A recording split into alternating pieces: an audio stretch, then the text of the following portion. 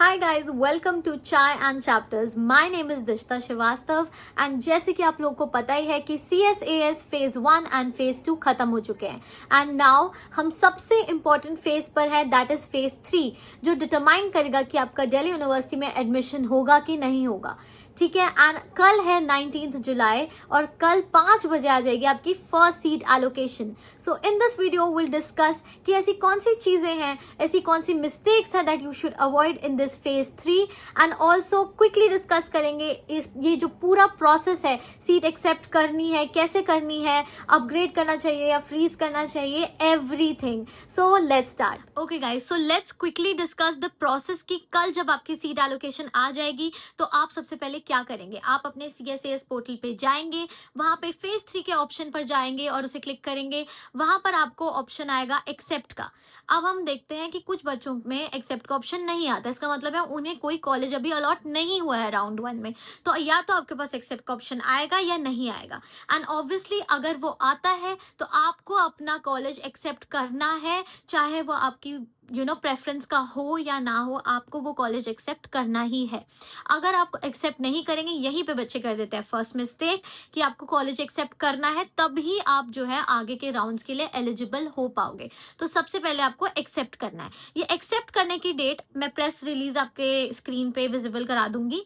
जो press release में लिखा है वो है कि आपको एक्सेप्ट करने की डेट है 21 जुलाई 5 PM तक है. ठीक है. तो पहले आपका जो है आपको एक्सेप्ट करना है, फिर उसके बाद जो आपके डॉक्यूमेंट्स आपने अपलोड करे थे वो वेरिफिकेशन के लिए जाएंगे.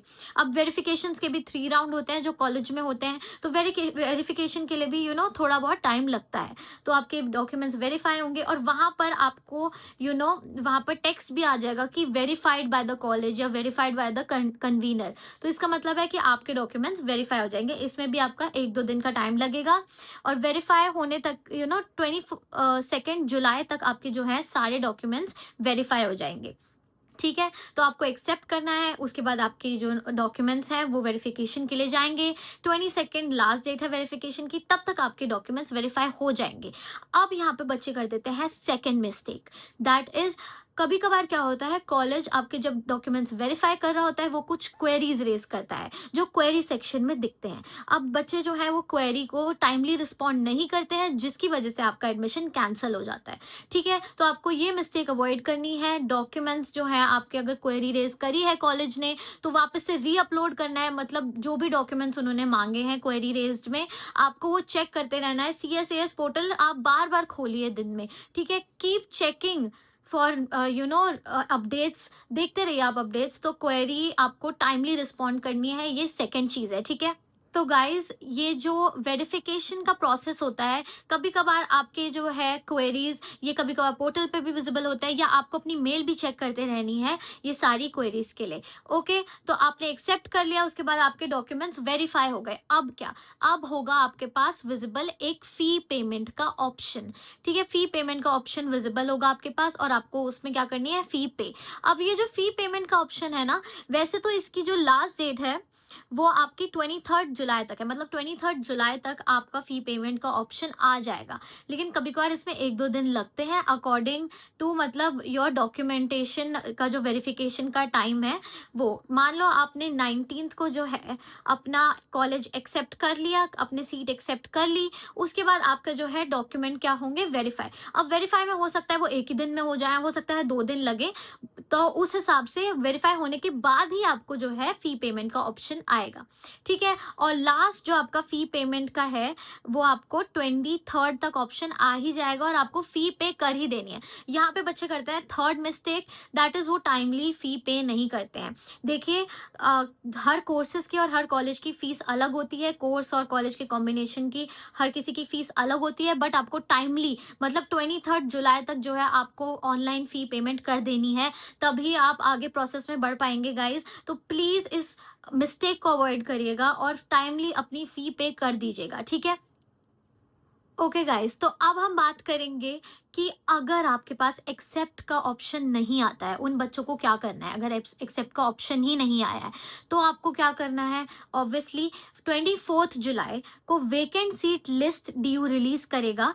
राउंड 1 के एलोकेशन के बाद जितनी सीट बचेंगी, आपको अपना जो कोर्स है, प्रेफरेंस का कॉलेज है, उसमें आप जाकर सीट जो है वेकेंट कितनी बची है आपको वो चेक करनी है, और अकॉर्डिंगली आप जो है अपनी प्रेफरेंसेस को ऊपर नीचे कर सकते हैं, ताकि इससे आपके चांसेस बढ़े नेक्स्ट राउंड में जो है सीट एलोकेशन के। अगर आपको सीट एलोकेशन चाहिए सेकेंड राउंड तक, तो प्लीज ये आप अपनी प्रेफरेंसेस को शफल करना होगा आपको वेकेंट सीट का मैट्रिक्स देखकर, ठीक है गाइस। 28 जुलाई 2025 आपको शाम 5 बजे सेकेंड राउंड की अलॉटमेंट आ जाएगी। तो मेक श्योर अगर आपको कोई कॉलेज नहीं मिला है तो वेकेंट सीट मैट्रिक्स देखकर आप जल्दी जल्दी अपने प्रेफरेंसेस को शफल कर लीजिए, ताकि जो है आपके चांसेस बढ़ जाए 28 को सीट्स आपका सीट एलोकेशन हो जाए, ठीक है। इसके लिए समझ गए तो हमें कौन कौन सी मिस्टेक्स अवॉइड करनी है। डॉक्यूमेंट वेरिफिकेशन की क्वेरी अगर रेज हो उसको टाइमली रिस्पॉन्ड करना है, फी पेमेंट टाइम पे करनी है, एक्सेप्ट जरूर करना है चाहे जो भी कॉलेज मिला हो, ठीक है। तो ये सारी चीजें आपको अवॉइड करनी है, right. Also I would like to suggest कि अगर आगे के राउंड्स में आपको ऐसा लग रहा है कि वेकेंट सीट्स तो बची ही नहीं है सीट मैट्रिक्स देख के आपके प्रेफर्ड कॉलेज में, तो गाइस बैकअप ऑप्शन भी देखना शुरू कर दो। BHU ने भी अपने फॉर्म्स आउट कर दिए हैं, ठीक है। दिल्ली यूनिवर्सिटी का जो प्रोसेस है इस बार बहुत जल्दी जल्दी चल रहा है, तो मेक श्योर आप जल्दी से जो है अपना डिसीजन लें, बैकअप ऑप्शंस जो है रेडी रखें। सो गाइज, अब आपने अपना सीट एलोकेशन एक्सेप्ट भी कर लिया, डॉक्यूमेंट्स वेरीफाई भी हो गए बाय द कॉलेज, एंड अब आपने फी भी पे कर दिया। अब क्या, अब फी पे करने के बाद आप लोगों के पास 3 ऑप्शन आएंगे, विड्रॉ, अपग्रेड और फ्रीज के। हो सकता है कुछ बच्चों के पोर्टल में ये ऑप्शन बाद में आए, थोड़ी देर बाद आए, ठीक है। बट अब हमें क्या करना है, विड्रॉ तो तब करना है अगर आपको एक बेटर बैकअप ऑप्शन मिल गया है, आपको DU की काउंसलिंग में आगे और नहीं पार्ट लेना, तब आप अपना एडमिशन विड्रॉ करा सकते हैं। अपग्रेड और फ्रीज में से क्या चूज करना है, ठीक है। आप हमेशा आई वुड रेकमेंड आप अपग्रेड करें, ठीक है। फ्रीज करने पे आपका वही कॉलेज फ्रीज हो जाएगा, वही कॉलेज कोर्स का कॉम्बिनेशन, बट आई थिंक जब तक आप अपनी फर्स्ट प्रेफरेंस नहीं मिलती है, कीप अपग्रेडिंग, ठीक है। अपग्रेड करने से आपको चांस मिल जाएगा नेक्स्ट वाले राउंड में एक बेटर कॉलेज, अपने प्रेफरेंस लिस्ट में ऊपर का कॉलेज एंड कोर्स मिल सकता है आपको, ठीक है। So you should always upgrade, ठीक है। And guys please don't lose hope, ठीक है। हो सकता है कुछ बच्चों को कॉलेज 19 जुलाई कल ना मिले, ठीक है, बट आप वेट करिए राउंड 2 का, राउंड 3 का, 3 राउंड्स होते हैं, ठीक है। एंड ये 3 राउंड्स DU के ऑफिशियल होते हैं, इसके बाद स्पॉट राउंड्स भी होते हैं, आपको कहीं ना कहीं एडमिशन मिल जाएगा। और ये मैं आपको बताना चाहूंगी कि स्पॉट राउंड के लिए वही लोग एलिजिबल होते हैं जिनको फर्स्ट 3 राउंड्स में कोई कॉलेज अलॉट नहीं हुआ है, ठीक है। So that is all for today. I hope you like this video. For more updates on CUET, stay connected to my channel. Thank you guys.